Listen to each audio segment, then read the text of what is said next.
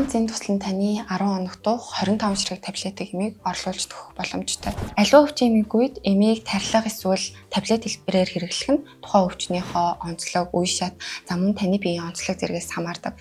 Гэхдээ турах, детокс хийх, эрч хүч сэлбэх, дархлаагаа дэмжих эдгээр зорилгоодын үед витамин болон эрдэс, за мөн нэмэлт найрлагуудыг тусал хэлбэрээр буюу тархилга хэлбэрээр хэрэглэх нь өөрөө илүү давуу талтай байдаг. Зорилттой үр дүн рүү чиглэсэн хамгийн тохиромжтой найрлагуудыг хамгийн зөв тунгаар санал болгодог.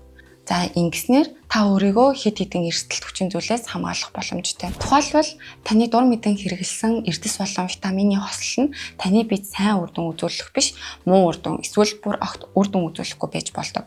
За жишээлх юм бол витамин З, витамин B12-тай хамт хавсарч хэрэглэхэд өөрөө аль альнийхаа шимэгдэх чадварыг нь буруулад үр дүнгээ үзүүлдэггүй.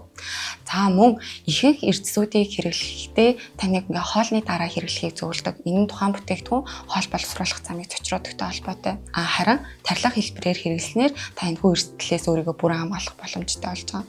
За мөн эрдэс витаминуудыг яг өдөр болгон тогтмол хэрэглэснээр үр дүнгээ үзүүлдэг. Харин зарим өдрүүдэд нь мартаад, эсвэл дундаас нь харах юм бол үр дүнгээ үзэхгүй. Харин тархилга хэлбэрээр хэрэглэх нь өөрөө богино хугацаанд хурд үр дүнгээ үзэх боломжийг бий болгодог.